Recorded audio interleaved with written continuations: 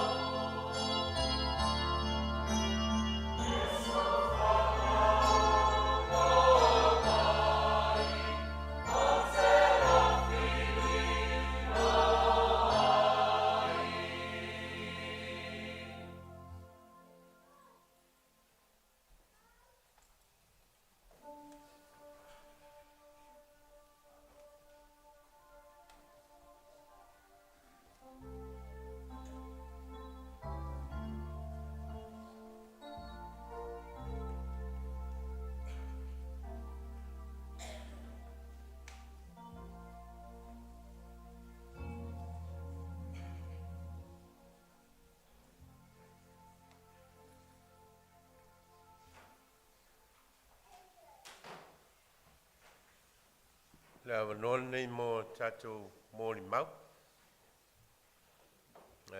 Sao roto lava ia tatou mafutanga i le fiafi. O ie fia moli mau. Ia, o lo avanoa le fiafi e fai ai moli mau. Ua le wha umia. Moli mau pe ia Fualili, ua nei moli mau tangata ia. Eu tatou o mai e sami soifua Fualili. Ia, tatou moli mau mo ia malona soifuanga. Ia, le avanoa nei o tatou moli mau.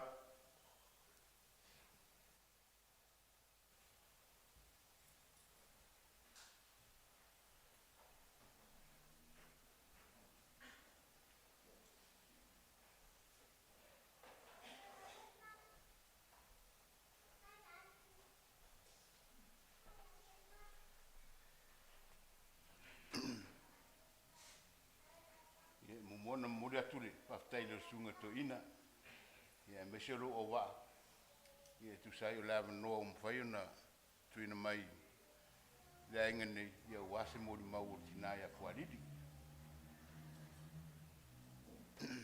Ia molo silfia le tatu tapua inga. O au o riman manu whawai. Ia e tau songa lu tama, lu tinama le tama Fualili. Ia o le vāna man mafsota inga fo inama. O te saula mai o isa tupuala.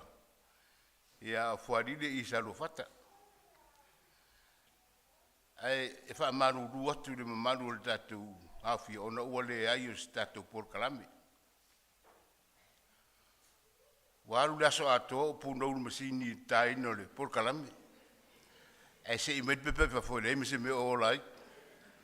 Mera le fa maru ruatu ia la fa solo tu lava le tatu tamata i ta i tatu porkalame. O le mama ftanga ma le tina ia Fualili. Ia, wato a o lo mai Fualili le New Zealand. O se tina o le matua whainga tālawa. Ia a tonua e le tau mori mawina fo tonua sila fia le malu le hawhia. O le ainga Fualili sai ai le vai taimi lea. O le toa tele i o teine, ana o teine a. O na uso, o na kaseni. Ia, malan whanau o lai la iti. A o nā teine uma, e whainga luenga uma. Mālo losi e whainga luenga. Ai lei mas teine o teine nā le i o e lima Fualili. O le whaironga fo ina leo le mafutanga Fualili ma teine ia. E o ma le teimi nei, o toi a Fualili. O le ilon me o tape ape soroi, o lo i Australia isi. O uso Fualili ia o le mwhana lava mai o no whaale malosi. O lo mo fo i mai o le tino. Ia o lo i eilo na tua fine o kilani, ia salafo i o le tulangane e tasi. Ia o na whana ua. Fualili neu ua mātou mafuta nefiafi. Ia o winga na tina, o stina e se whaingita. Ia le atou silafia e o whae tonu le tatou Lotu. A whaarisi mana tu Fualili a tari atu isi, tau anto e fsiri mai Fualili, tau anto e whae mai Fualili. Ia, mole nei la taimi. Ia o lewa o matu Fualili. Ua ngalo tu fo i winga Fualili. A o le nganga tau mori atu. Ia e whātu e se atu fo i wha maruru atu inu wai winga Fualili, tu sa ma tatou mafutanga. Ona paula fo i o soifuanga malona o langa. Ia as tangata e alofa, as tangata fo i e whai wō, ai le whai whanau.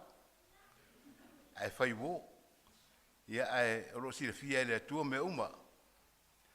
Ia o le lau o sau e tataratu le whainga muri mau. Ia a tatou muri mau, ia tar sangatu, o loa pean saunu atu sunga te tai. Ia wanoa lau maso sisi. Fia whaisana muri mau, ia e whapu o wata tu teimi me wharalu mnuia tapo inga.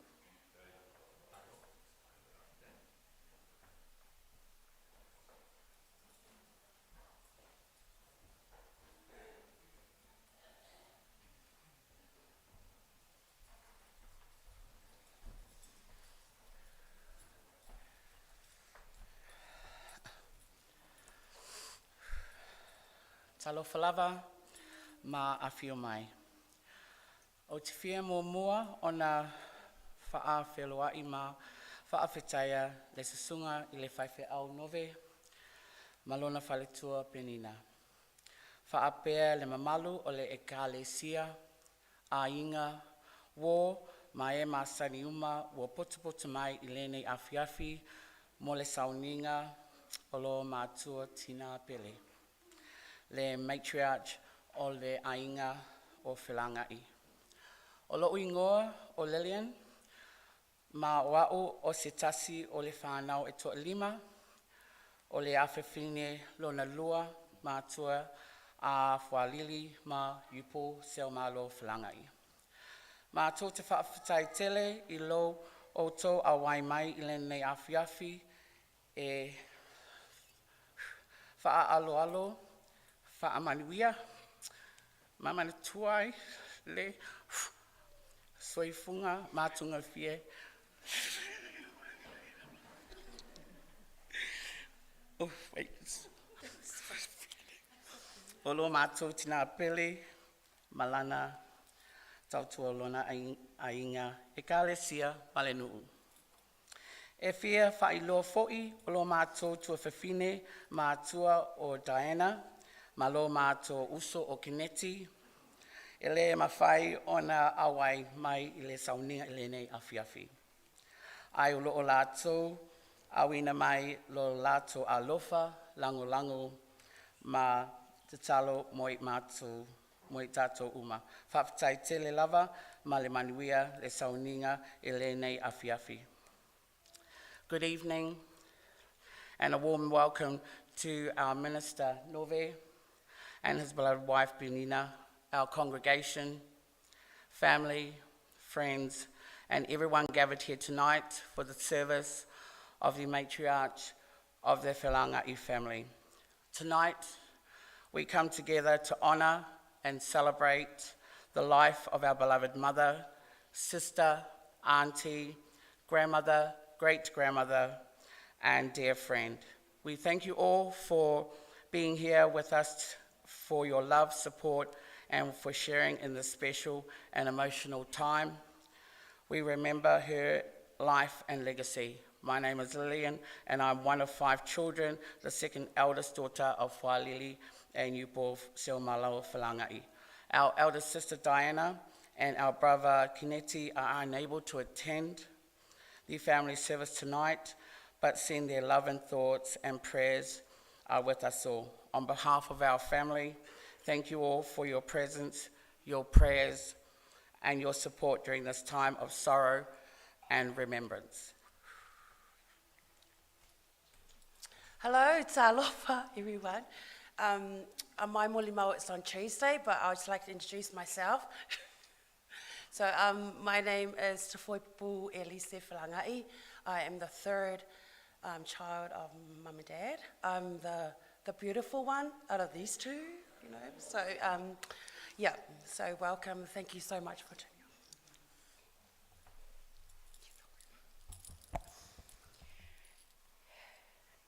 in. E whaatalofa atu I lo susunga I le taita I Nove, ma le whaletua ia penina. Whaapea le mamalu o awhio mai nei. Ia whaatulo atu o lea a Vailaau molimau I wha Beritania. I'm Meno, the youngest of Fualili and Seumalo Yupo's 5 children. It's a privilege to talk about my mother. She was a woman of deep faith, strength, perseverance, determination, and conviction. She was also a woman of independence, style, creativity, sportsmanship, and a voice and presence for her local community and her beloved Samoa and village, Saroapata. She kept her finger on the pulse and knew what was happening in her community and any events on the Samoan calendar. She would attend most events, whether she would catch a bus and a train, rain or shine, she would be there. My siblings and I had the best of both worlds. Our mother brought the fire and intensity, and our father brought the calm and humour. My mother was diagnosed with leukemia in 2013. She did not let that stop her from attending her church programs or pursuing her activities that she loved being a part of. Her elderly exercise group in Newtown, her Mātua Power exercise group in Cannons Creek, and her bowls group at Poro Club, plus other community groups. I honour my mother, Fualili, Seumalo, Felaga'i, for the countless sacrifices she made to travel to a foreign country of New Zealand in her late teens in 1960, speaking little to no English, yet taking the initiative and the opportunity to learn English language at night classes with my father. Thank you, Mum, for your love and legacy. E manuia lau malanga. Say hi to Dad, Shaq, and Jazzy.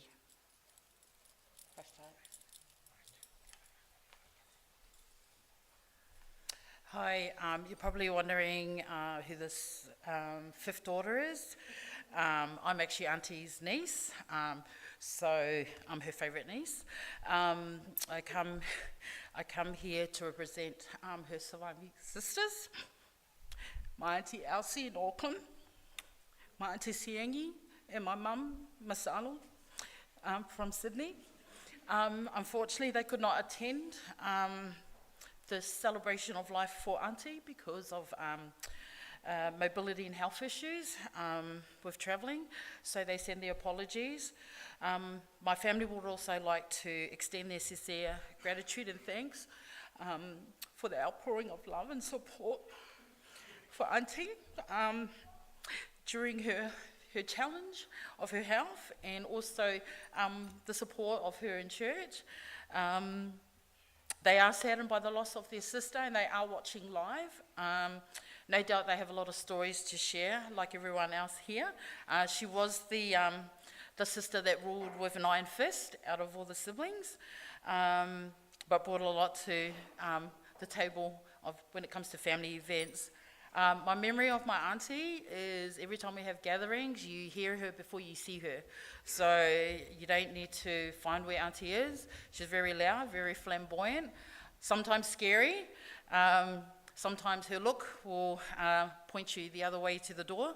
But what I love about my auntie is her commitment to her church, her congregation. Every time we visit, everything's all about church. When she talks to Mum, it's always something going on with church, and all her performances and her committees and that is testament to her final journey here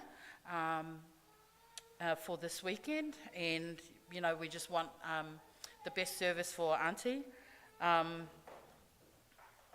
What I gonna miss about Auntie is just her love for her family and all her grandchildren and children and great-grandchildren, but at the same token it's bittersweet that she gets to be with Uncle and Shaq and Jazz, who are probably hurrying up and cleaning up upstairs before she gets there, but for those of you who know my auntie but what I leave with tonight is Psalms 23, which I will read in English version.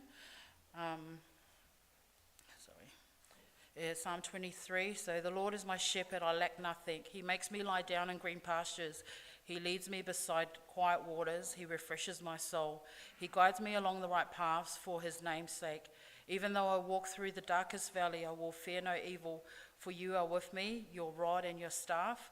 They comfort me. You prepare a table for me in the presence of my enemies. You anoint my head with oil, and my cup overflows. Surely your goodness and love will follow me all the days of my life, and I will dwell in the house of the Lord forever. I just want to take this opportunity on behalf of my family who could not attend, to thank Whawhiao and the church and the congregation for all your love and support to make this day for Auntie. Also want to thank my cousins who allowed me the opportunity to come and spend the last week with Auntie. And all of those that couldn't make it, so that's a love and appreciation from my family and her sisters that could not make it here today. Whawhitai lava.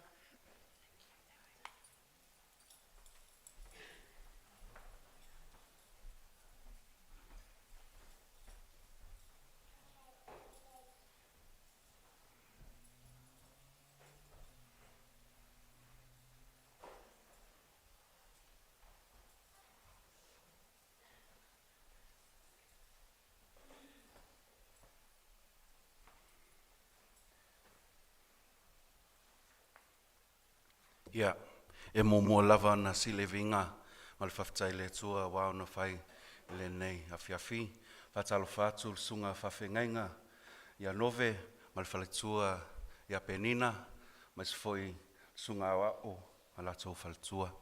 Le paia ma le mamalu o le ekalisia, whapenga foi le awhia wo potu mai i le nei awhiawhi, whatalo whātu, whaftai lava, ia o tu su mai, matala mai a au. I wrote my moli mau down because there are certain things that I should not say in the church. Talo falava, kia orana, malo e lelei talo hani. My name is Jaden Lopo. I'm the oldest child of Tofoe Pupu and Solo. And these are my siblings, Sharif and Azaria.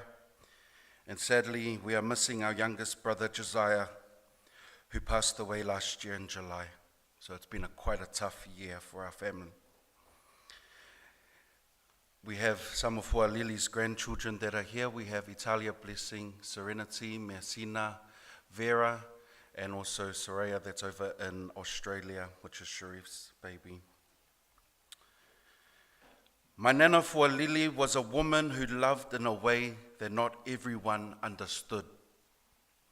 To some, it may have sounded like insults, but to Nana, that was love.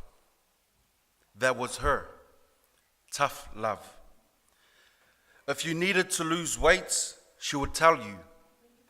If you had gained weight, she would tell you. Nana didn't hold back. She was strong, a fearless, godly woman. She spoke her mind no matter who you were or what title you carried. Nana would tell you straight.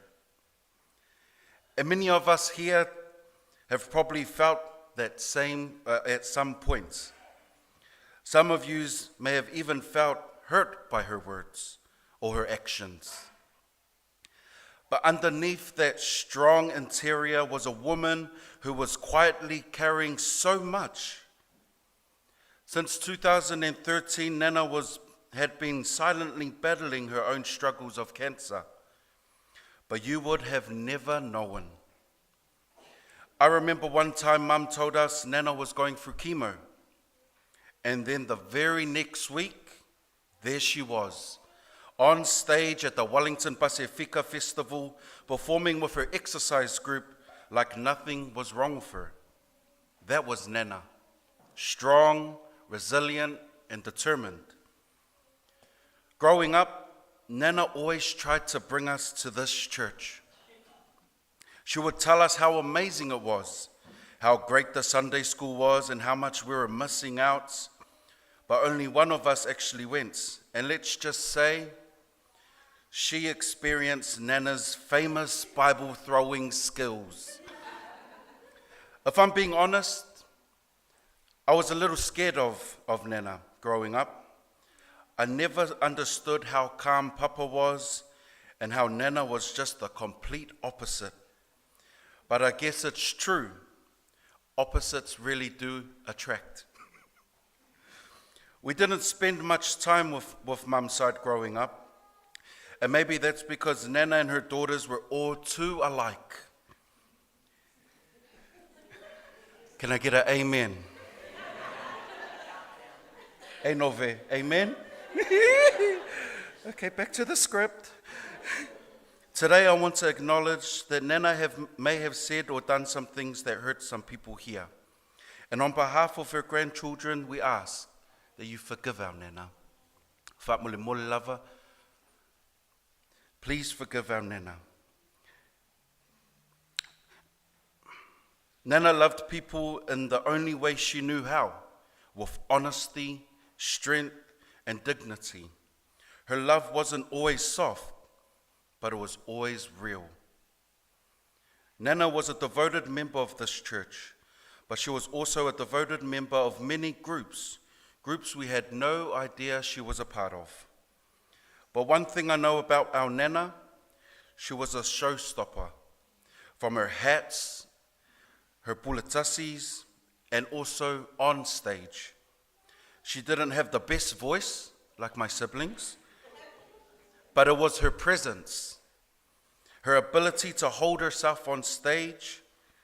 So Nena, unfortunately, we can't sing for you today because my siblings can't sing. They can only sing after a few alcoholic beverages. And she knows that too. But I will now call upon my dance company, Tautua Dance, to dance one last time for you, Nena. Nena, we love you. Give our love to Papa, Shaq, and Jazzy, and please be nice to them. They were there before you. Whawhtai lava mo le awanoa, soifua ma ia manuia.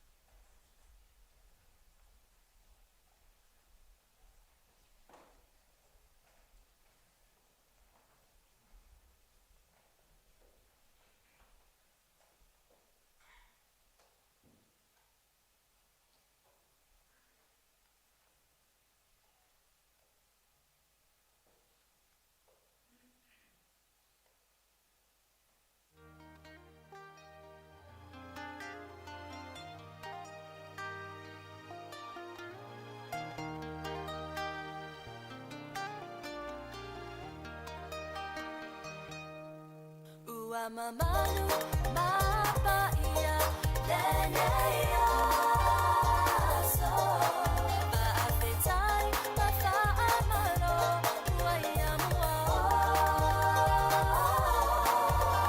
babea ia nole, au na atuai, mawe samoa, evina nalo iai. La la la la, Sofina. La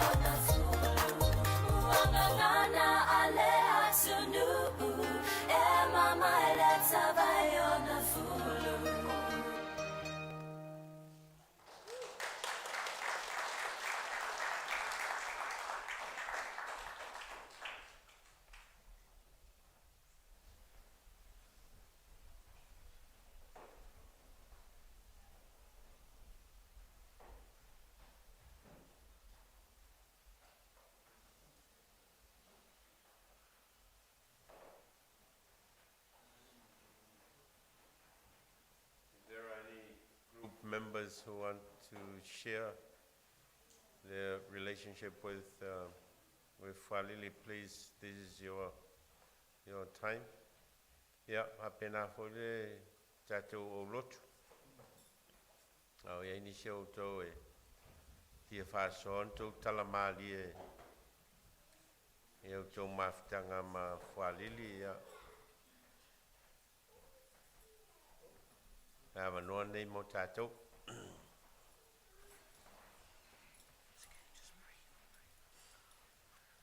E whaasanga e o matai maunga, e o mai e lo fsosoani. O lo fsosoani mai lea li i lea. E mua na o whatalo whaatu i le sunga i le tomato e ina. Mai whatua ia penina. Ai mai se fo i o sunga i whawhianga inga. I sunga wa o lato te rua. E mua na o whawhitaitele, lava ma whatalo whātu i le tatou e ka lesia, pa ia. Whatalo whātu fo i a inga ngalua. Whatalo whātu fo i le mamaru mar pa ia. O le tatou e ka lesia, ua mawhai o le tatou potu mai. Moli mawina le toi aso lo mutua ia Fualili. Ai se faisina tala le mamafutanga Fualili. O Fualili. Pena malanga mai le tausanga e afe iwa sa lauans fulu tasi. Ai no sau le tausanga e onas fulua. O na mawhai loa ai le PICC Wellington. O inai mafua mai ele mamafutanga ma tinale ia Fualili. Fualili e ese le whawhiawhia tangata. Tau sau o waratu tonu le Farsal PIC ia au sunga ia no kise malia. La oia ia sa whaiwhiau ia tau sanga. O te tala Fualili au. Pe mate, pe mana o e whase ma wo. Wa lea e o mai nei e la iti. Ta i luas ful tau sanga, ta i luas ful ma tau sanga. I nei New Zealand. O te matua la ia Fualili. Ai la itit Fualili. Ai whai o mai Fualili tonu o le mamafutanga. A mana o Fualili, whapele o wholofola mai nei, le la whaile au talabou. Ia, whapele o Fualili, tau le au talabou, alu whamasani, i tama matene o le au talabou i tai, ia warele, ia tau, ia mao, e umafola na, e ei foi mafutanga tina, wholofola mai foi mafutanga tina, whatu, whawhianta o te laiti. Whapena o tangata matutua e o ai. Whamei Fualili, sus, e o uma tangata umai. E o uma, e o i tene laiti. E o uma ile mafutanga tina. Ia e mawatu sa lele ia. E o ialo laiti o le au Lotu. E minko fatasi tonole. Le mafutanga lea, e se la le mana ia. A o te tau mafutanga, pe tau anau mai ia. Teine ma, au laiti. A o te tonu a lea o mai umaia, au laiti i pe la o le mele sa mawhai Fualili. So se mea lava matio iai. Fai ai Fualili tonu ma, fatu, olo wanko. E whasawa, e ke wa o laku whale sasau. Ia e sawa, e o a kakao mai, ia laku sasa.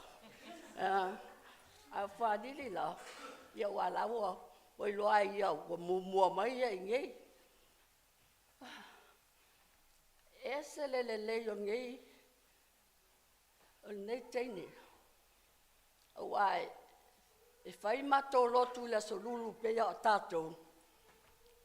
A umala lotu la solulu, ia nā whaile o pese, e a wai pese mo la sāwa le ini, pese whai e ni asto nai. Ia mate oto o lua ama mo Fualili wai, mate street whaakasi. Ia a umalofo ia ia peki munga pe a, e o a, au ngei, ia ki muloa, mo e loa. Ia, o nisi mea, o tālonga. Ia o linge, kai kai a ue Fualili, mai mateo mata alo. Fatu, ia nisi mea ia wale sa o ka alo sa moa. Ia, ka ola ka alo. Ia maolo a mao. A whai nge ka alonga ia. Ika lesi. O pewa fia poko kere ka alo alea i lesi. A whaila o hataitai lai masangi la. Nga whai ai mako ka alonga. A umalola mata alonga. O olona tūlanga la. Ei o le site le o le la koula. Lea i koula te. Oh, lea. Oh, nisi piko. Au, o ke senta.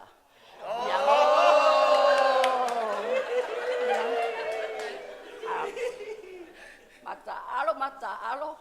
Ea. E foi malo fa, e kongi malo Fualili polo ya au.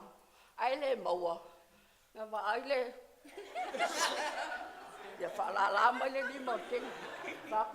Ala ke le popola au ya la ke alo ai polo. Ai fia ke la pe amaro ma ko au le fa ya inga ma ko au.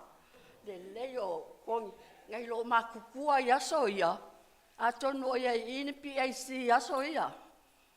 Nai lo ma tuia o tai, o losa, o felila, o vasa, o lau alo mana. Ia, ai ta ia au pe ale angangi o lima. Ai a malongi, ia oka, kai malepe lo kakau au le ile kapo e kenye, wa lewa malo le au. Ia atu, a molola ta alonga. Lela ol fale. Saulol mato solo, mato ol fale fish and chips lai hataitai. Fatau mato fish and chips. Mato sababali loi tono le tano le hataitai. Mato pisa mai aga le fe e mai ka vale fe e ya ku foi mako. Ai solo mua ya Fualili le eke. Ia. O loilisas, o ia le makanga o la makanga. Fisili mai lo Fualili a. O ai lo ngua. O foi aku. Foi upu. Ia foi mai lo. Au ai la so ko mam so kinga. O faku. O lo ko ma o si ueva. Ma va wafi.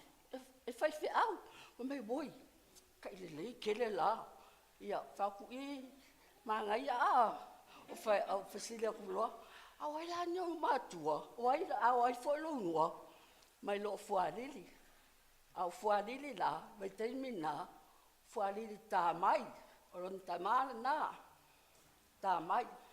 Ia alu a whai atu. Te iaua whai mai Fualili. E te roa. O lo ta mā. E whai lona pito Lucia.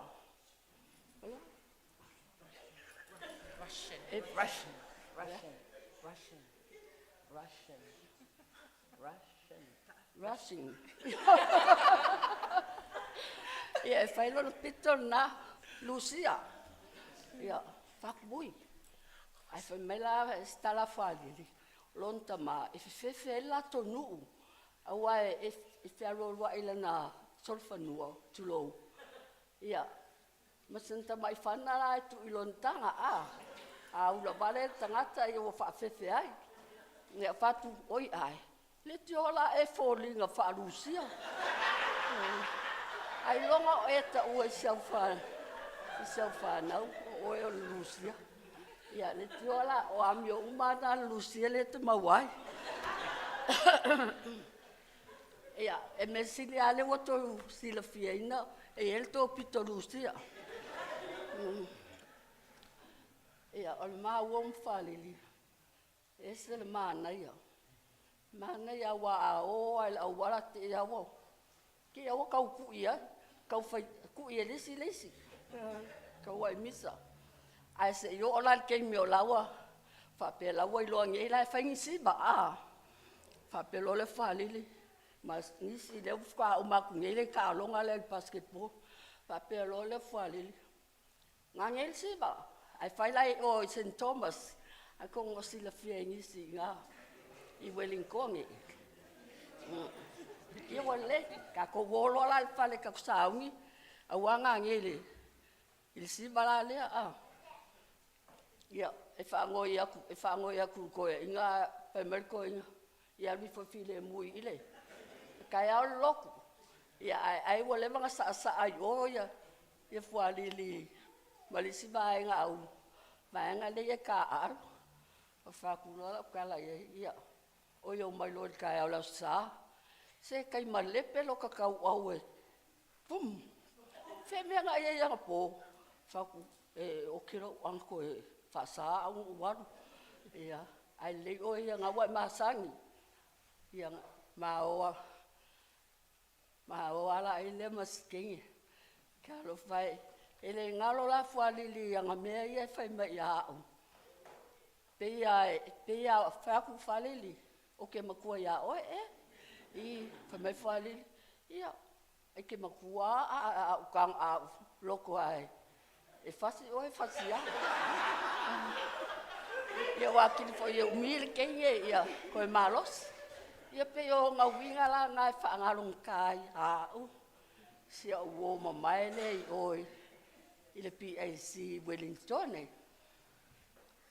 Lau kala maari e fōi. Inga ua le lawa umangei wa sau Fualili. I le loku Samoa le wa wai le ese loku Samoa songa. Le was a makan sau Fualili e whamau popo loku Samoa le wa. O mai tangata e whakuru lok Samoa i e. Whaku, whai mai lo maki o whaku. Mai oi. O ki le sau ki karaloku ngō sau. Ngō sau a o PAC a e kukusa lei al PAC ma lok Samoa. Ai whai mai langkara. Lea ai ese. Whaku lea ia ma se ngai kasi o kuspa i e kasi ma kuspese e kasi. I o whai whi au fo i la sa oi. I maalua ma loi nox, la kovia leia feia ia, PIC ma lok Samoa. Alu lola o kengi. O loa le ua oi, feife au puni. Ia ai lawa ku ua fo le loku. Ka whaalonga ku fo i ua saule kala. Ua fufuso fo i kengi o au loku. Ai maa fo i o se uo. So le, whainga oi a. Sa o lau ku I kanga ka uma. Ia e mai se o skoe ingo Seumalo ka ke lo fai ai. Ua ele skanga au ia fuili. Ia e fai ia. Ia umalo fui singa mea. Ia koe o koe whaalei le au loku. A le whakua kau a maka le au loku. A le kua le loku i o kuro fai misa ngai whafu. Ia o aka lo i ai whaku. Le mela ngā oele ngai alu e fai. Ngai alu e whaamisa I oi. I ngai whiwhingi e lau. Ai whamai le ai. Le se la ngai fia poko mai a. Ia whaku le ai. A ngai alu ai lalo e le ase si e. Whai mai fosang kala I a oi. Ia ngā. Ke le a kala a. Ke le a kala mo ia. Ia a pe o ngai. Ma e vanga ngai ngā vai keimi a ma laiki. Ia o longo ma mākua. Whai ma kai kōrua. Ia, adua leo tākai e kausilang whangau mo. Mongo wholonga ainga. A le maa futa la vai tono tatu e kālesia. E le umala Vailaau winga ngā Fualili. Whaamista a loko a Fualili. Ia, whapenga. Ia lea, Fualili. Ele umalo fa ia oe I ka mafkanga ai sa wia nga alu Ia malanga, ia manguia lau malanga. Lo whaku ia se uma, se tani. A kong, o ke le babe laku. Ia le ke malosi. A oe ia. Ai mor ki rea ko lo whanga ia, oe manguia lau malanga. Ia paftai tele sunga le toe ina ma, sunga ia wao. Mo le afi afi. Ia paftai lava.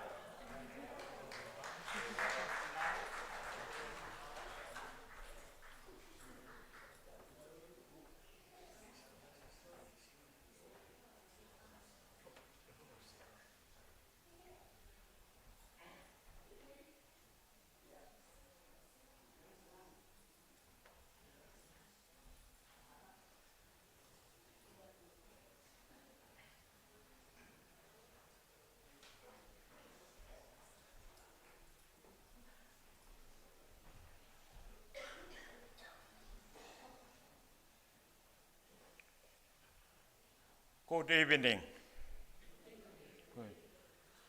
Good evening. The minister. Sorry, I don't know your name. Mode? John? James. Okay. I'm Apene. I'm one of the Matua Power member. Where my darling lady goes. We got something to come. Our member behind there is get ready to bring it up the top. Now, you people are ready.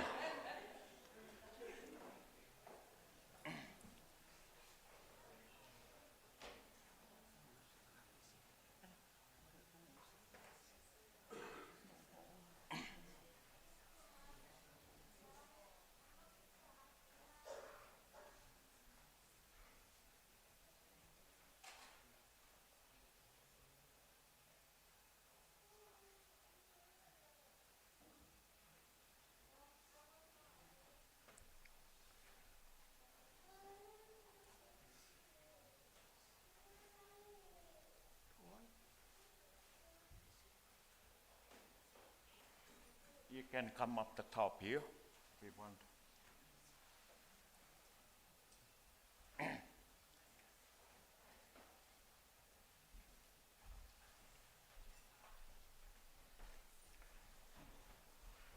Before we open our speaker for the night, I just bring a scripture reading found in 2 Timothy chapter 4, verse 22. It says, I fight a good fight. I finished my course. I kept my faith. Our mama, our auntie, our sister, our grandmother. Finish. It's cool. Her course finished. That's a good thing. Mama kept her faith. So the question asked to us, are we keeping our faith? Like our mama here? I think I just finish here because how long are we going to speak? As long as we want. All right, thank you. Because no one asked what time and how many minutes you're going to talk. I'm the first one to ask. If we're going to stay here in 2 hours, sorry, they never say we stop there. From now, I won't say anything. I'll pass it over to these beautiful people that behind me. So it's their turn to share about our auntie. Then after, I will share my one. Okay. People, your floor is yours. Mua la manu whātaro whātu i le paia malu o le awhia o poto mai. A wātou Sauniga le tina po le uso anti ia Fualili.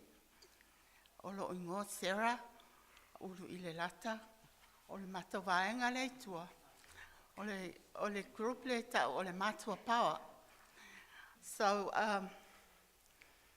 o Fualili, o se tasi o members o le group le mātou te iai. O le awana nā le wala ina mātou o mai manai tina ina ia mātou te moni mau ina foi lona ona toi Sauniga.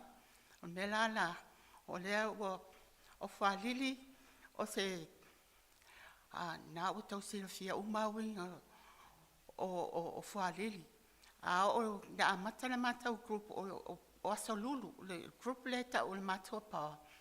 Mātou te iei umala o te tae ao, umalona whai le lotu, o na mātou awa wailoa le te tua o inunga whai sautala ma introduce yourself. O Fualili la tūlo inunga, ia ngato sila fia o teine le hotele ia o le guru o le mele whai le mātou mātou matanga. E la ngona umala, my name is Lily of the Valley. That's what she called herself. She called herself Lily of the Valley. Ola na swafa na e lo ai te tonu le mātou group. Pisa o malolo wa te tonu le mele o Fualili lava. Ai mātou o le mele awala la na leo wau mai ai. So mai nei tamaia ia manise oso o le mātou maftang.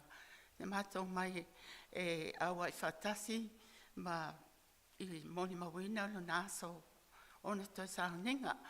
Ia ai fo. Anyone else? O le la au so tu pese lo vaenga le. Come on. Oh, wait. Yeah. Ia, whātalo whātu la sunga. Whātea fōi ia sunga ia li ia wao ma. Ai meiso le pa ia ma le mamalu le kalesia parua nei. Ia olo uingoa, masalo o tau sila fia uma o tailo loto deep sea. Mo ale mealinga o te whaia pe whaale I loa inisi lo uingoa. Ia o lena o mai nei ma tele o I loa le tūlanga le o mai iai ia le mātou group le o le mātou pawa. Wa mea le sa mātou ngā lulu e whaatasi ai I Cannons Creek. Every week on Wednesday in the morning until the afternoon. So o lea la mea nā le mau te ia le o mai le o vaenga ia e whaatau nuu le nei taimi. Ia ai au lava o ngā awaku le whaafitai ma le whaamalo ia tau sunga, ia ai me se fōi o mātou, ia le la whai atu le mātou pese, o te alofa tele lava ia te utou, I le tau e kālesia. Ia ai mai se fōi o sunga le whaafiangainga. Ia la au su atu le mātou pese, la le pese lea. Saunia le pese fo ua toe tu ma Yesu ua malo I le tuunga mau e le toe maliwia ua moli maua I lato lato na vaavai o ia ua soi fua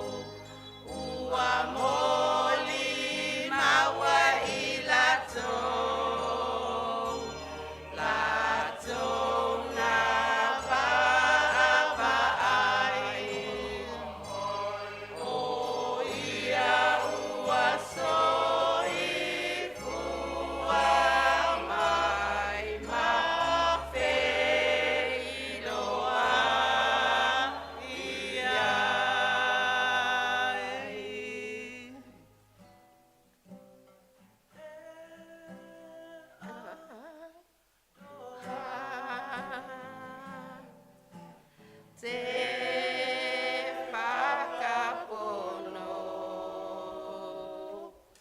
me te rangi mari e tātou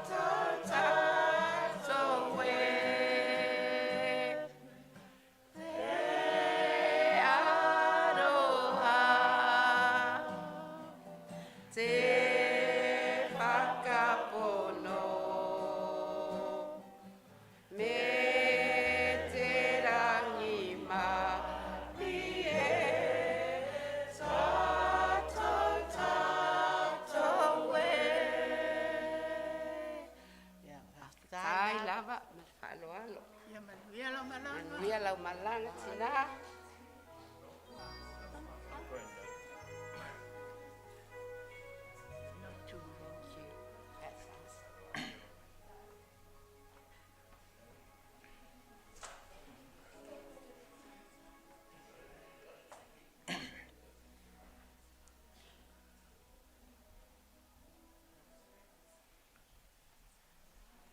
That's the way the young people of Matua Pau, they're all young, from the 18 years old to 80.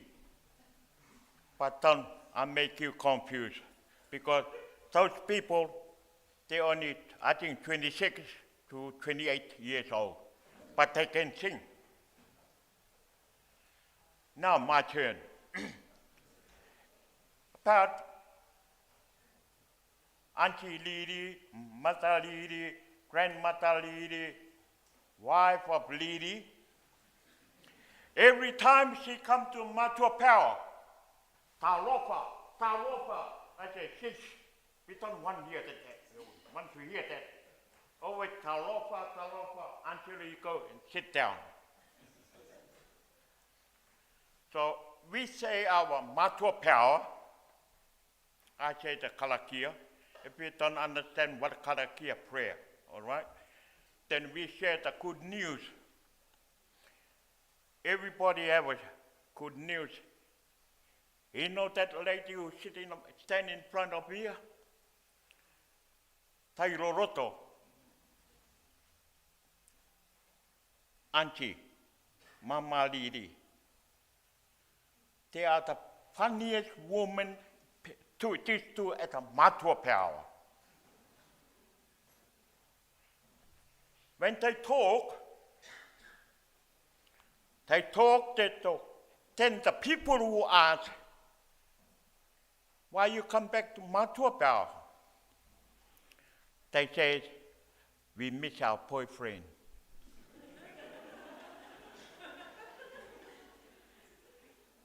Where is your boyfriend? Over there. No, I'm not pointing to the minister. I'm not. Because I was sitting on this side, it's over there. Is that right? Is that your boyfriend? Yes, we miss him. After that, they sing a song. I get up and dance. They dance. Not the Samoa Siwa, Cook Island way, Cook Island style. So I dance. They are the funniest lady I never seen at Matua Pau. When she say, my name is Tairoroto, I say, no, Taipapaku.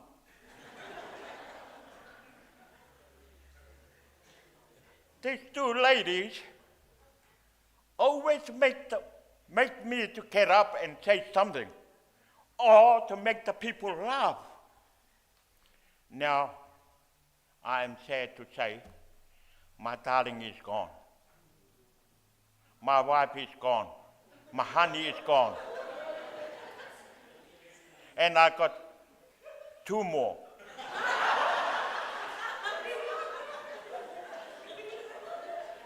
The one you say, Tairoroto, she always say that my honey there. But I got my wife over there. That's what they are. They make like it's just a joke. but it doesn't worry me. So I'm going to, my wife is going, my auntie is going, my girlfriend is going, and I got 2 more. Don't follow my footsteps. Don't follow it. Don't follow it. So it is sad. It is sad when we heard about Mama Lili. I'm the first one go and church where she stay. I know she's staying in the house, but I don't know where. So me and my wife went. Then I met Mama Lili's 2 daughters. They told us. From there, whom I'm going to ring, because if I text, it's go on the coconut tree. If I text, it go on the power pole. If I text, it go in rubbish bag. So I just go with the flow. You know, when you go with the flow, you just. So I went and see our leader from Matua Power. Told me about it. There's another leader of us. Oh, I think she's gone. I think she's hungry, and me too. So people, the minister of this church, you help those 2, and the church people here, and the family here. I say, thank you so much for letting us come here, and I won't finish. I got 2 more hours to go. Oh, it's okay. Thank you for letting us come and talk. Thank you to let us, our Matua Power people, come and share. Share to you people how my mother and my girlfriend do at work. Most of the time we do our bingo. If you don't know how to play bingo, you just pick the ball and put it in the hole. We play bingo. It's not for money, for food. Food. After she set our bingo before we play. After that, we lunch. We have the luau, the taro, banana, poke, donut, you name it. Then we end up, we are vegetarian. So, I say it again, may the Lord be with your family, and take care of you, also the church people here. I say, have a good night, God bless, and God will be with you, all you people tonight. Those who are not here, Minister, that's enough. Close it. May the Lord be with us always. Thank you. Thank you.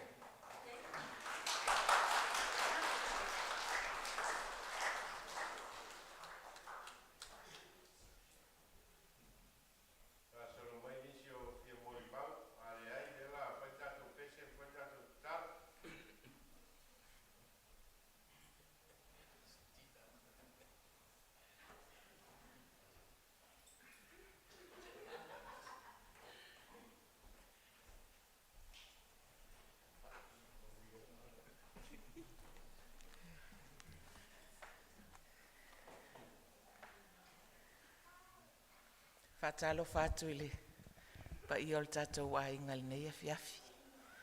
Whatalo whātu fo ilau sunga i tō ina male. Sunga ia o au mautofi ole nei fo i Sauniga malu. Ia ole mol mau nei al mawhtanga tina. O whatonunga uma Fualili le la whaielo na mol mau. Ia ol mātou mol mau e a matai au. A whai eise tina e fia mōli mau pe a whai oise me o pa o atui i mōli mau o maia. Ia ona tātou whanga solo mai lea, whai mai la Fualili. A watou te o ilunga i sulu sesi. Ai o mai whaata milo milo le ia mausu stou pese. Ia ona sauloa leo sia e taimil tātou pese. Ia ole mātou tangalal nao nei e whiawhi. Au te whia au mai ani upu mai a whionga pa ia le atua. e au ia yo matou mafaufaunga. E whaapipi I fo I moli mau o maea, ma matango fia o nei a fiafi. Nā te fusia lo na sulunga titi le malosi. Nā te wha malosia o na lava lima. O le malosi malma malu, e whai mo na ofu ia. Ua ata foi o ia I aso o lumana. Ua ai o ia I a mionga lona ainga. E le ai foi o ia I mea ai al paie. Ia o nai upuna mai le fionga pa ia le atua. Wha matala I o matou langona I nei tina felanu lanua I ona winga ma na mionga. O Fualili o se tina tumui I lu I tau o leolanga. O se tina whaatuatua. E lu I lo whaatuatua, e lu I lo onusai. E le se tangata whaingofie. E pei ona tā ua sila, po o ai au mātou, po o au po o nei tina mātutua, e whai atu loa, se o makua I e pisa kele, ngā whaapea mā Fualili. Shush. O se tangata whaangalonga tau na winga. Wa alu le mātou māwhtanga wa mātua. E tele na le ama na le tu wau noa ina e mātou e alu. Ai se me tali ai Fualili e tau tala I Fualili. E tau mawhai a mātou e tali silo matua. Wa alu le mātou māwhtanga wa matua Fualili. Wa mātou tala no fo. Talo whai a lili o matua. So ia tau te whaati ngā I a Fualili. O se tangata wha mahoni. O se tangata e mama alona loto. O se tangata e wha atonu umai Fualili au me whai. O neiti a kono e tū masina, e la folisene, e whail wha mantunga. E tatau ana e se tala Fualili whai I le fusiua, o le la ei, o fōlinga. O se tina wha mau popo, I le mawhtanga tina, I le ngata I tono le mato mawhtanga nei, ai wha pēnā fo I le poulenga ma le mtanga luenga. E whai ei fo I loo whaatau wha ama le mato mawhtanga. E whai ei mato mamoli mau le poulenga, ma le mtanga luenga. Ma le fono au awa tina, o le whaka sapo rua. E whawhetai ai le tina lea. E o I fono tele le mawhtanga tina I malu, e le fo I Fualili. Whaatasi na o te ngia le mato mtanga luenga, I lumo le mawhtanga au tina. O lea. Ia ona mato wole le whalo le mato mtanga luenga. Ia ona o wha mualu lule I whaltua le autoi ina. Ia ona o se vaivainga fo le mato mawhtanga. Ai whai mai. Ia eke whai fuha iai. O langa sa o alo. E wha pēnā o na winga. E mamalo na loto. E le se tangata e na te podolinga ni mea e wha awhitau li lona mawhauwhau. O le wata ua le mai o Fualili o lua festival tolu. E se le tele o ana Vailaau e whai. E fisosoani lona soifua maloloina ma whaafia ia. O se tangata e fia tonga la au. O le taimi na lua festival tolu, a le radio therapy e Fualili. I ona saulo le malolo le fale. E ala e loa Fualili, sa vali mai tonga la au. E le leile a uli e po leia o nofo Fualili lunga. I tonga la au e fai. Ai ina ua watu ia nisi fo I o le utela vau e sua le whaatoanga e fai il tonga la au aina. Wa whaano no waita. A wafo I lai maua mai, wa na ona ave ese o mato la au matiai. A ua le whaaputu e sau ave to. O se tina e whaangalonga tau na winga. O se tina e langa I mea lelei. O se tina fo I e le tau fiofia ona langona. O le ai momoli e le nganga whaafitai tele ai le atua. ia ona o se tina fo ina au mai i le mātou mawhitanga. E wha atupu ai lo mātou wha atuatua. E ale le mātou wola wha pale, e ale lo mātou wola alolofa, ai maise o le mātou onsai. O le mātou te momoli el wha aftai tele, ia Fualili, ia o le lava tā pena.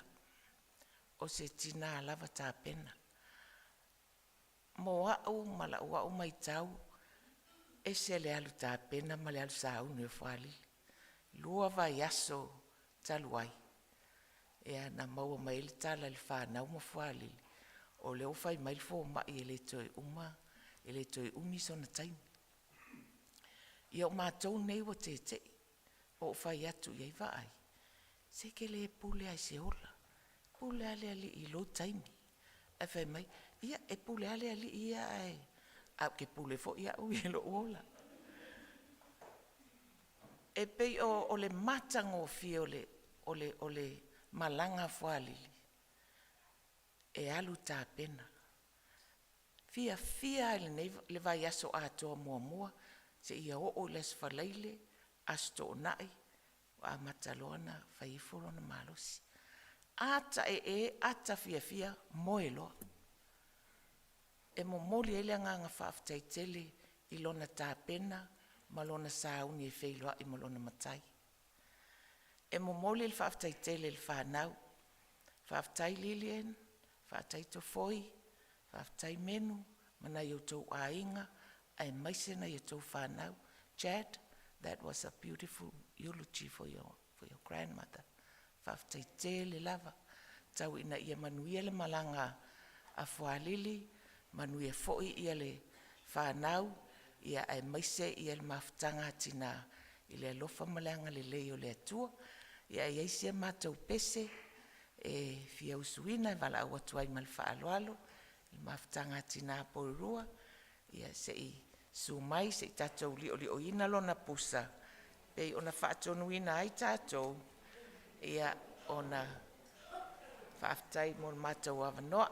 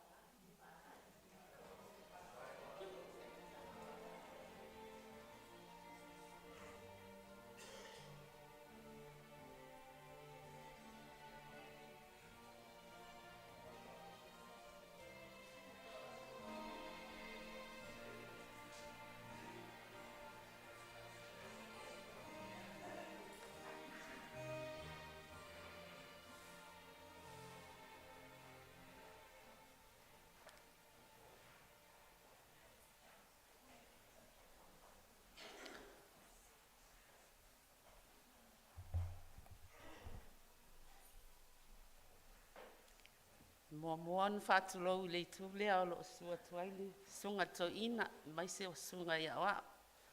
Whapea fo'i le lasi o le whaptonga nei aso. Ona o le Sauniga o le tina ia Fualili. Ia newa mai e atul mātou a tina sa whapea ona saunua ia ino mātou tina. A o Lotu la iatu. Ona o le avta vale a Fualili. Ma le whaalo lava. Se i whai ai sina ia u tuwha atu a mātou tuwha tufanga ma le tina ia Fualili. E le ese ale whaangalunga tāwho i o lea tina. E whainga tāwho i Fualili. Ia ai. Le amatanga o lo walu e piki Fualili e amai nei pese ma le Lotu. Ia te alatu o nofo i whafo mwha e ele pu. O lo le asolo na lua, wa amata lon wha ama losi mai mea Fualili. Whai mai, nana oso alo matua tonu le tāwale whai mai loa. Mai. A to e sau. One e to fa e ala pu. Malesi mea. Sei tale tolu na ta ole. Fatwa. Sawa ya. Fai atu. E awa uma ia mea te mana o. Fai mai Fualili. Ia. Pau ngā. Iei fo ngisi mea koe whea kufula ia lea. Fai atu lo ma lau tala ia Fualili. Tei loa oi. Kua se o ka ngai fa ia iau mea ngā. Ele ia kango mai poa fa mai ia fa foi fo ele e tele a me mali e le lo matu nga ma ko wo fo le kofinga ale matanga luenga i tai Wellington le so mo ale to finga tina ma ko wo ai o le nga i le so ma ko o mai wo uma fa Fualili ia malo lo angai awa ki alu kai au ki munga kiele mi. Whakulo ia ponga, ia ka o e ku Fualili. Ma ke pungo ngau o le ma ke ai. Mui e masawa ku Fualili kongo le fa. Mui vai lo makuan ngal. Fai o malo walo fai ing fa fenga sau. E mai. Ngau ali foi ale lo fi o fai e mai ya. Na fai ai ale fa penga. Ya, o isi ase o so ar cavale fai mai se wa ki nga mo ka fiu ka lela valu fal mai so uma o ia appointment fal mai fai aku ia o kana lili a wa lela valu alu fal mai alu sa o al fal oki o inga e ke malo lo e ke le ko la longa sembe fai mai kango mai ka u mai a o kala ia fa ia pawanga o lo wal sa al meanga ko finga muli a ka ko lenga fai e va ai ko ia Fualili wale lava longa malo si fa umanga kausami Fualili sa longa fo mai in fa mai e la fa ka se o manka o le fa ia fa ka ni benga se umanga fai me ia ka o la ia le alau koe wala au mei kia. Wakulei pule ke kango e mai yengi au mea ainga e awe whai. O lakuloa whai mea ai o whai, lakuloa whai ki ei. Nga whai mei ngai fo e kia o koe kolua yaso e hoki a ngai whai mei wakumea ai. O le maalia i o le kufaku lo makua. I loa le lei o lo makua. I loa fo i o lo makua. Ia pe o ngai mea nga. Nga wala kwa let's go nga ima ko e kai o fai u kala ia Fualili la e malama Fualili ma aka Fualili ia o pe o sa u fa so nga ia vaku i ngai lo maku sama fia ngai fo ia o fai fo nga venga ia lo moli mai ma ia Fualili oi o le si mea malia ia Fualili pe Naki o fei kai kanga kaya oe o wa mio nga e li kai ya e ke ya oe me Fe mai tele kangola ka mai ke kanga fei kai ya ia ngoka o lo makua fe mai fa ko la me fai mai kanga o manga ke ia pa woki ole malia ia ngai lo makua manga foi whaamutalanga mō na fo I winga. E whaangalonga tā fo I Fualili, ia lili. Ia luia la malanga, ia mawasau no whanga mau. I le nu o loo whaitau whahisini o uma ia I tangata. Au te alofa tele mō oe I le uma. Ia mal whaalo alo lava, whaafitai.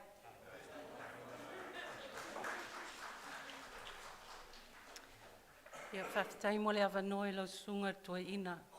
Ai, o lo ingoa o sia tau alwhai.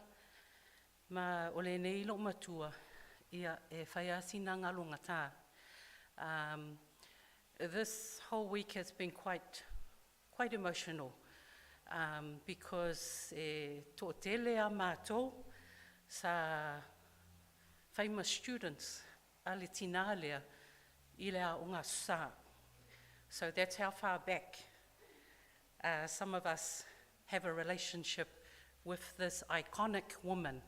Ma o te whaingoa, I use this word iconic because o Fualili, she's one of a kind.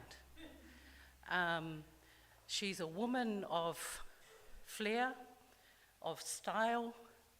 She's very spirited and she's full of life. O si tina that I believe has shown us how to live. E we love her, she was told she didn't have long to go, but she lived her life right to the end. And I am very, very appreciative of that she didn't give up. O si tina, she's got very high standards. And so I thank Fualili and her children for sharing your mother with us, because I've been receiving a lot of messages. May the generation that used to be here over 40, 50 years ago, sa onga I le tinale lea onga sa, so Fualili whaftaia on behalf of all your past students of Rao onga sa, whaftai. Whaftai for ia Fualili, because for some of you that don't know, she actually was one of the secretaries of the Maftang Tina many years ago. And she was very, very particular at all the dishes that were inside the church hall. She was very, very detailed about everything. Then it came to the Aufeipese, the choir. Now this is one woman that had a very, very unique soprano voice. To the point where she didn't know when the conductor said stop, she carried on. But she had she could hit the high notes. So, o te whaftai fo ia Fualili for her participation and her membership in the Aufeipese. A lot of us have actually learnt from her. I definitely have. And I go knowing that she was able to share some of the beautiful things with a lot of us in the church. So, o la umoli mauna I si tina pele ia Fualili, I will always remember her, Fualili, ia manuia telelo malanga, whaftai.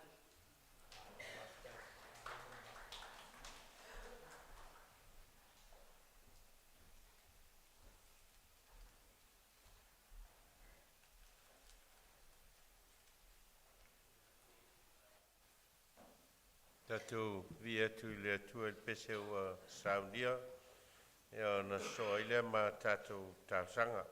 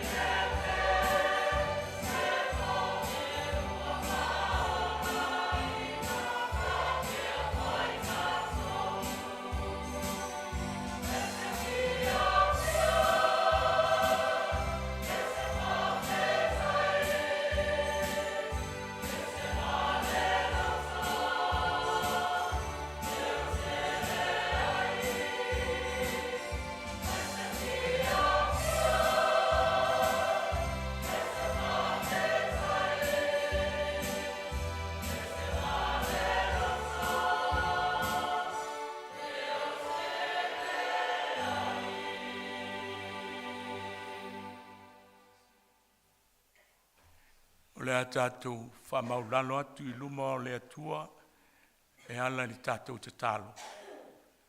Tātou ifo ma te talo I le atua. E te tele au ngā luenga. E o fōfongia au vāvenga. Le atua mamanai. E tonu mamalu o wala. O laua fio. O le tupu o le aupa ia umalawa. I le langi ma le neilano langi. Matu tali tonu foi. O lo mamalu le mea nei. O wā o loto lo toi lo wanganga. O lo feta lai mai ia te I mātou. Ma lo a wai ia te I mātou. Wana nea ai sa mātou au nanga. Mātou whawhitai ona o le awa noa. Wa e tuina mai ia te I mātou. Se I o mātou whaasoa le soifua o ngā o lau au auna I a Fualili. O lau mea lofa na e fōa I mai mo le whanau ma le ainga. Lau mea lofa na e fōa I mai mo le kalesia. Lau mea lofa na e fōa I mai mo I mātou. Ao lewa e to e Vailaau ia te ia. E tusa o lou lava lofa tu noa. Ai mātou te whawhitai tele ta mā. Tele tala. E le ngata o me tupu ailo mātou whawhitai le ola ma le soifua o le neitina. A o lona soifua au auna I o numa. Le lava seisi e ato atoa I o numa ta mā. A o lo wanga le leina e whaali I lau au auna tina. Lona tupu ae o le teine muli se I o ina whaile a inga ma se I tau nuu mai I ona lona toe taimi. E la ngona le anganga vivi. Mātou te whawhetai ai I le Fualili wana ave seina I mātou. Wa e Vailaau iai. Whawhetai I ona winga whaalia. Whawhetai mea lofa o le ola na e whoai I le tina. Whawhetai le whanau ma lo whaatangata ina o lo la ainga. O no lo wanga le lei lo mātua tua. O lo lava lea whina ngalo pa ia. Nei a mātou maua se o langa fia e wha oli ina. Ma tumui manuia mai a te oe lo mātua tua. Whawhetai I tā leni ma tiute ma ngā waa. E le ngata I tu tonu o le kalesia I so se whalapu tonga. Malona awa iai whaatangata lotu. Mātou te whawhetai lona tau mawhai. Ma le malama lama o le ola wa e whoai I a te ia. A o lea wa e whamanawa I ana whiau. Mātou whawhetai le mawhitanga maia. Ai maisele ni ta māua whai langi fo I le wholaunga. Mātou vi ia laua fio I mea uma wa e Sauniga mo ia. Mātou te whawhetai ai ma vi I atu I laua fio o no loa lofa tu noa. Mātou te whawhetai fo I laua fio o no le malama lama e te au mai a te mātou. Mātou te whaasoa ai ma ia. Ina ia anga waa ma le leimea mātou te whai. E mātou te tautua ina e lau whi au ma le tala li lei. Ia I lava o mātou vai inga ta mā. Mātou te whamau lalo I o luma. Ia e whamangalo Fualili. Ia e whamangalo si whanau. Ia e whamangalo a inga na lua. Whamangalo fo I mātou o le kalesia. Pe awa vai la mātou tua lalo I si o mātou tina. Tele lava ina o vevesi lo mātou si o manga I teimi e luti ai mātou I whaoso songa malu I tau le ola. Ai te au mai a te I mātou le file mo. ina ia mātou whaia mea uma i le loto maulalo ma le anganga whātua tua i lawa fio. Ia vele toto na whamalingi ina o lo walo pele o Yesu Keriso. Whamama, ma whama ngalo ai i mātou uma. Ma o mai le loto fau, le malama lama mai lawa fio. Taita ina ai o mātou wola. Mātou te tau tua ai lau whi au ma le tala le leie vi ia lawa fio. Whamanuia ia Fualili malana malanga. Whamanuia sia la whanau. Ai maisi o alatou whanau iti le whenga iai ma ngā luenga o awa onga. Ia iai le anga le lei o lawa fio i lunga si whanau. Whamanuia foi ia i latou uma o le mawhai o na lava mai. A olo o iai o latou loto i le nea fiafi. Ia iai le anga le lei o lawa fio i lau e ka le sia. Lana ngā luenga tautua. Ia e whamanuia le atua. Manuia lau au auna toi ina ma le wharetua ma le ainga. Le ngā luenga wa e tofi ai la ua, ia iai le anga le leio o e le atua lo mātou ta mā. Mātou ta talo mo mātou fuafuanga whaai umo le tina, ia au ai mai lau wa fio mo i mātou. Mātou whaia me sili, ma vi i ai o e le atua lo mātou ta mā. Wa mātou ta talo ia o mātou wofo atu le ie, ina ia whaia lo fina ngalo, au alava ne i whaia o mātou loto. Wa mātou te talo mwala au e ala lava ia Yesu Keriso, lo mātou o li ima lo mātou whaola. O le nā o ao i mātou le te talo le li. Lo mātou te mai o le lang. Ia pa ia lo suafa. Ia o mai lo mālo. Ia whaia lo fina ngalo le lalo langi e peo na whaia le lang. Ia e fōa i mai a te i mātou le aso nei a mātou me ai tau ma le aso. Ia he whamā ngalo i a te i mātou i a mātou ang sala. Pe o i mātou fo i o na mātou whamā ngalo i nā atu. Ie wānga le anga mai i a te i mātou. Awa fo i teita ina i mātou i whao so songa. A ia e la vea i a i mātou ai le leang. Awa e ou le mālo ma le mana. A toa ma le vi inga e whaavavau lava. Amen. Ratu tu vile tu el pese wa Sauniga ona soilea male se ufa mafalfana mo tatou pe au mon feitau le tuspaia.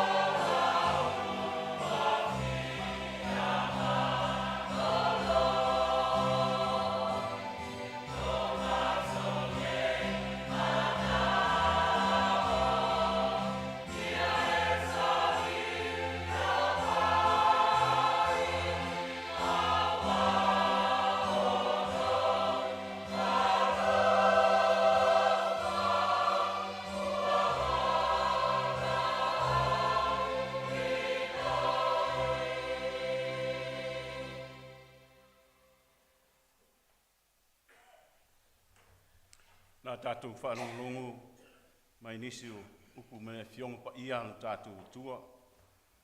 Maua mai lea ele, whenga ingi tuai, tusi al perfecta i opu lona mata upu mua o te whaita wina mai le whai upu e sifuru tolu se ia o atu le whai upu e lua sifuru ma le lua. Whaafonga maia i a fionga pa ia no tātou tua. Wa o le tasi aso o na ai ai lea ma fe inu waina o nā tali ma o nā whawhine i le whale o lato uso o le matua. O na sau lea o le tasi au auna i a iopu ua whapea mai. Sa sua tia le whanua e povi, sa ai fo i a sini whawhine i o lato tawhatafa. O na feosofi mai lea o tangata o se epa ma lato whaoa, ua lato whawhasi fo i au auna i le pelu. Wa o sao mai na o au lava e tōtasi. E tau mai ai i a te oe. O lo o tautala mai le nā.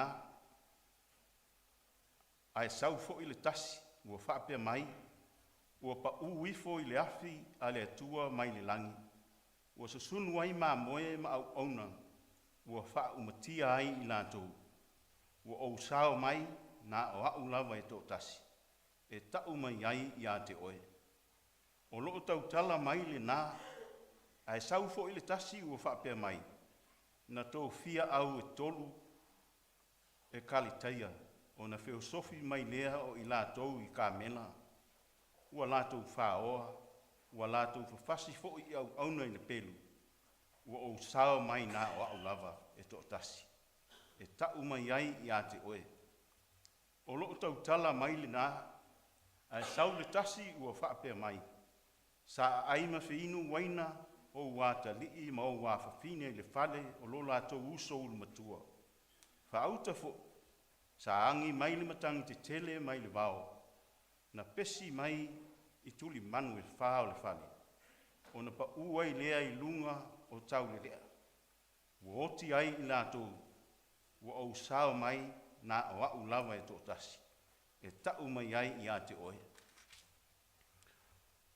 O na tūlai ai leo i opu, ua saeilo na ofu, ua tafilo na ulu, ua whaapa fo o ia le ele ma ifu.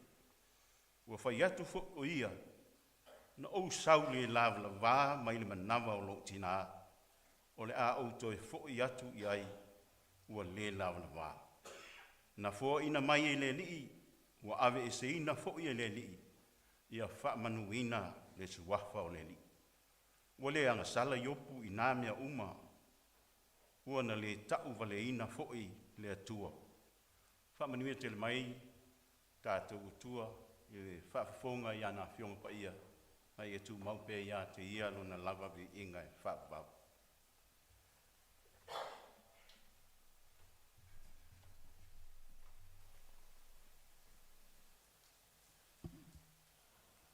Let us pray. May the words of my mouth and the meditations of our hearts be acceptable unto Thee, O Lord, our rock and our Redeemer. Amen.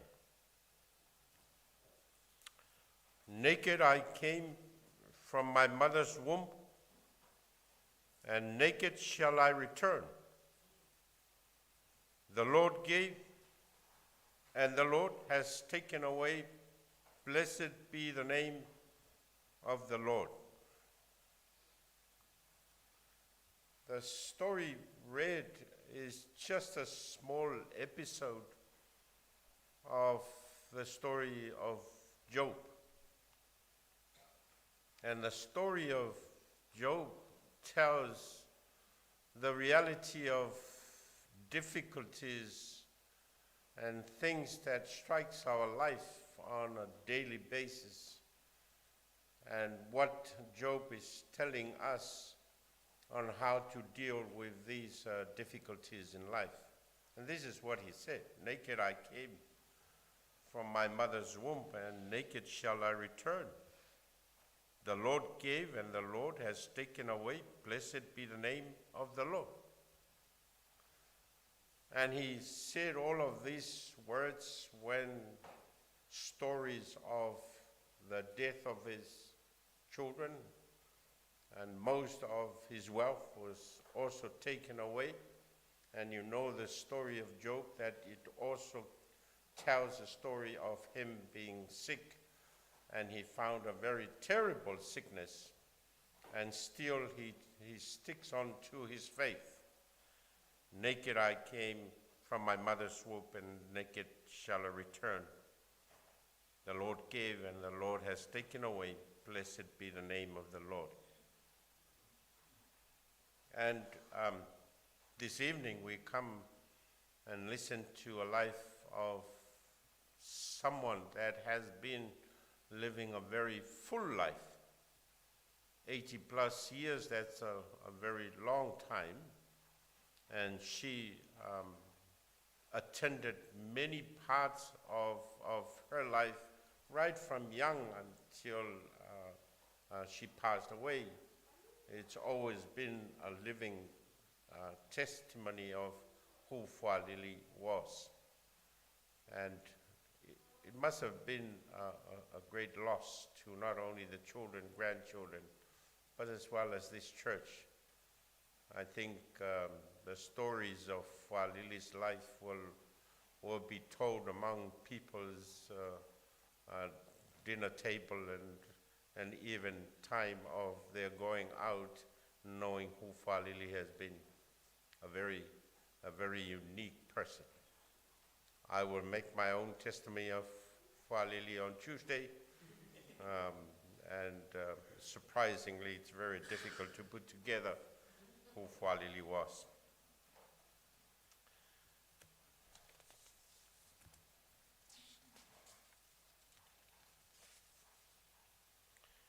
Nau saule lava mai manawa o lutina, o le au toi foi atu iai ma le lava, foi na mai le li, wa ave seina le li, ia wha manu ina le suafa o le li. O le tala ia iopu, o le tala o le whesanga inga o le tangata soifua, ma pōpua ngā o le o langa nei. A tonu e leo se tala moni, o se tangata I ngoi a iopu na tupu mai I le itu ai ngā tala leo lo whamatala le tusi. Ai o le tala o lo whamatala le tusi, o le tala e whai loa mai e ai tātou le moni o le soifuanga o lo tātou wola I nei.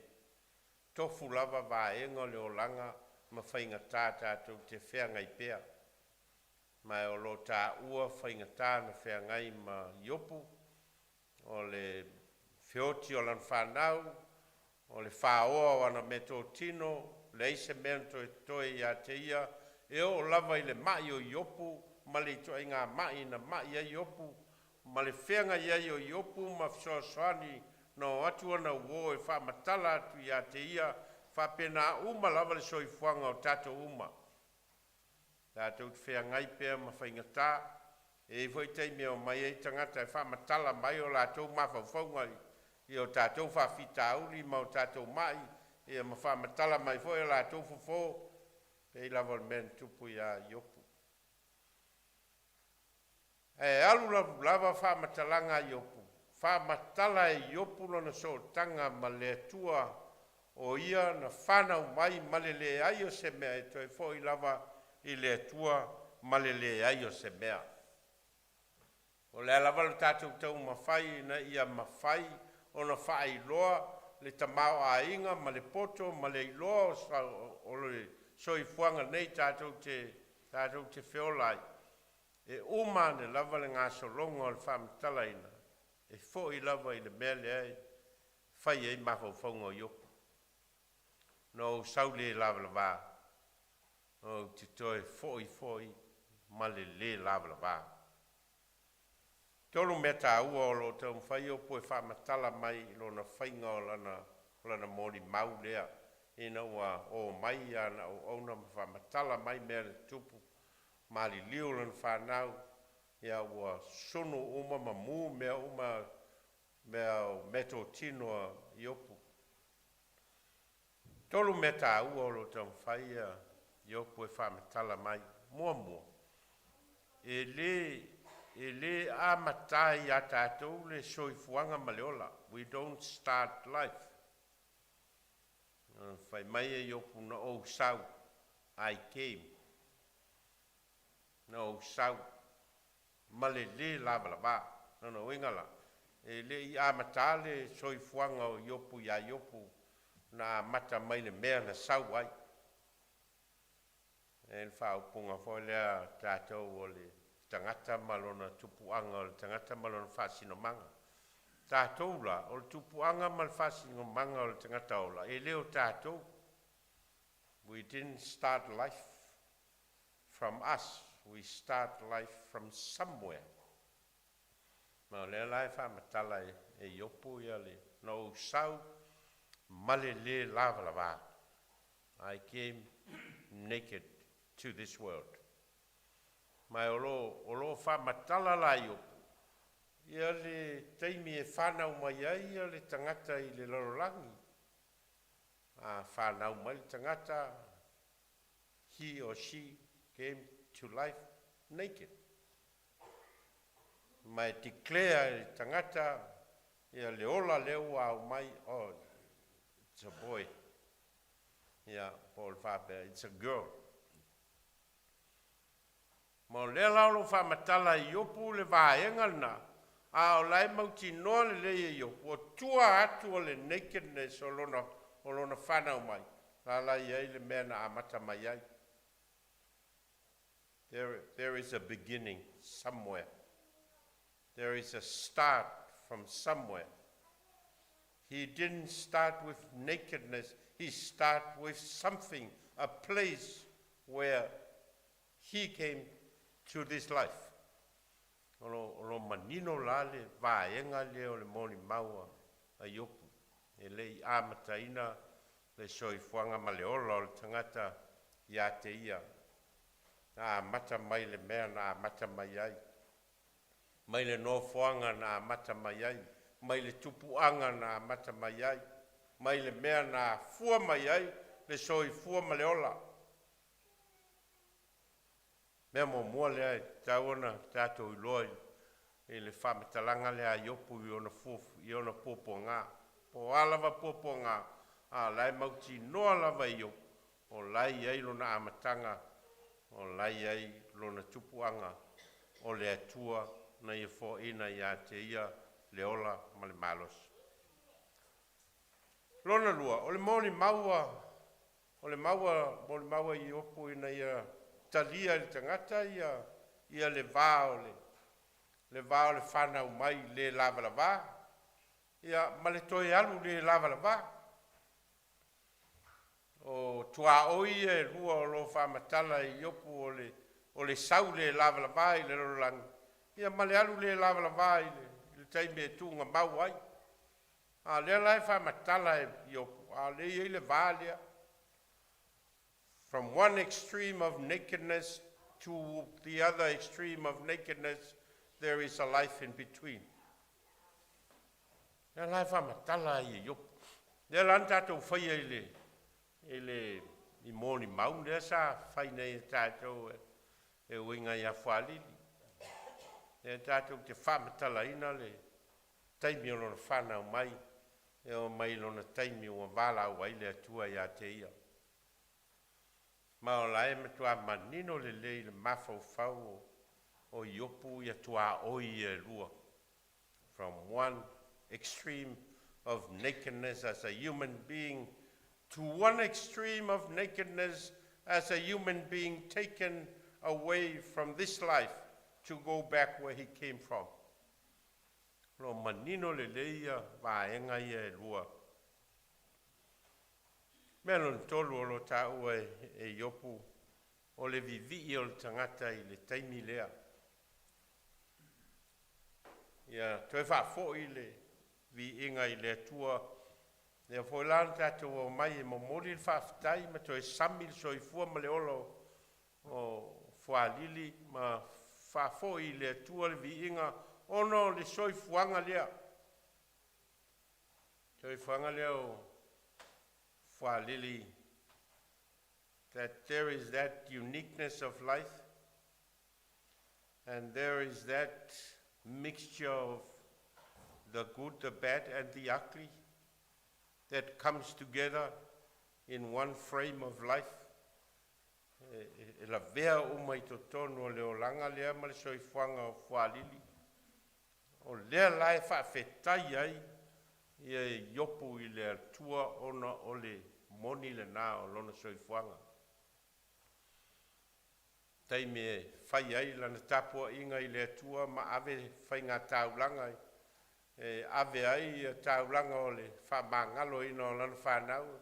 Tai me whai e yopu le taulanga. Se ia o lava ina ave sea umai e le atua ma toi whafo i le atua ia le tamau a inga ia yopu o le whawhetai ai.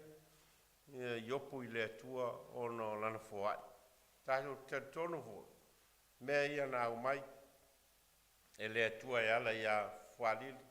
Le angata ilo nā inga o lana whanau o lona tōlua o ana ngā ruenga o lona poto ma lona tamai o mea samwhai o whao ngā ina ilon soifua ma le ola e o lava i leawa o ino o whanau o le nei au Lotu ma le kalesia vaenga umai o mea le leina wala mai ia Fualili o tatou o mai tatou te vi ma whawhetai ai le atua ma toe whafoi i le atua le vi inga ma le whamanu ma le whanetanga. Tātou te tonu o Fualili e lei pongi sa ia Fualili lona soifua whalwhatu atua. Fualili was never lack an understanding of her spirituality all this time. Fualili stangata tō anga i le Lotu. Fualili mana a Fualili o ia tangata e mo talo au le talo i tangata mana a Fualili o ia mo talo. E mana foi Fualili a fai o la sa fai se Lotu ma fai o Lotu mana a Fualili. She says the last word. Uma hoi na fai le talo whamanuia al fai au ai to e usua e Fualili e al fai o Lotu. Fualili always wants to say the last word. Po lea lava le tele o tangata e fia whainia latu saunanga whapenaia. And that's how unique she has been in life. Eo ai fono le Lotu. E alu aluafa mtalanga mea oma Fualili will have the last hand up. And many times I want to reject that hand. You know, many times deep in my heart, I would not want to, but I always end up in allowing Fualili to say. Because she feels that if she's not, is going to be rejected, then she doesn't go satisfied. Because that's who Fualili is. She wants to say the final word. And I admire her for that kind of character. Ya, wala vale launga mo nei fa popo ni si launga le solua. Ya. Ia mto e fa popo ni si upol mon mau. Tato talo. Mato falo longo I lo feta lai mai fa malosi mai au mai ai mātou le mauti noa lo mātou wola I le neilo langi. Ma le mea na amata mai ai o mātou wola e amata mai lava I lo olofa tū noa. E whai u foi lo olofa tū noa ma ua au I lo mālo e whavavau. Ia, a vea ia mōli mau e whai ma whamanatu pea mo I mātou lo mātou wola I mātou ola pea. Ma lo mātou teltonunga ua māpu atu Fualili o au alofa. O au mātou talo e alai lo suafa Iesu. Amen. Amen.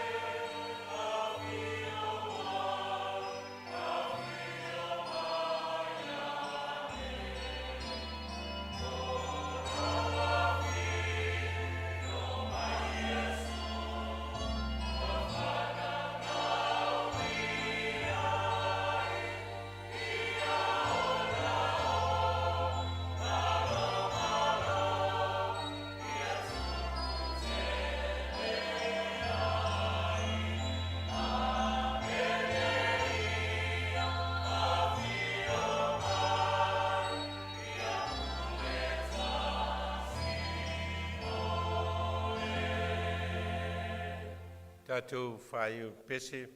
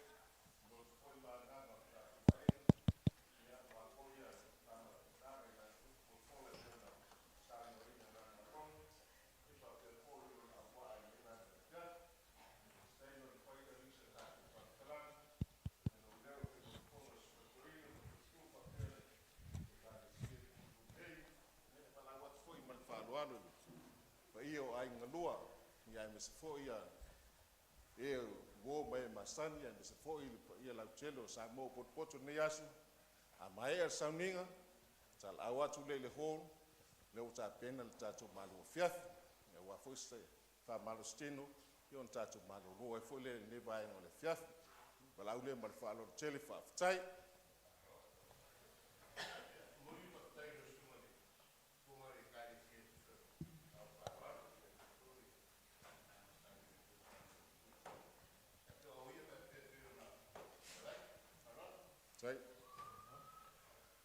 Tue Sauniga o le tinaia Fualili o le taiao le aso lua i le tau le sefulu le taiao.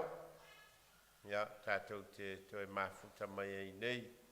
Ia, whafo i le viinga ma le whanetanga i le atua o no le soifua o le tinaia Fualili. Ia whai u le talo. Ia o le tātou anga i atua i le tusa ma le Vailaau o le Lotu. Mātou whafo i lava viinga i lau fio no wala o whamanuianga o mātou maua nei fiafi. Lau whetala i mai, o lo mātou langi ina o viinga ma la mātou mōli mau. O lau fio lava na e whaia i mātou i lau lava whātusa. Tau mau mai o mātou lunga ma lunga o lau whanau lau langi atoa. Ne alofa ma le file mua lau fio le atua le tamā. Ne alofa silsilese o Yesu Keriso le li mal faola ma futa ina i matou lo lava nganga pa ia nei se yo le fava vau lava. Amen.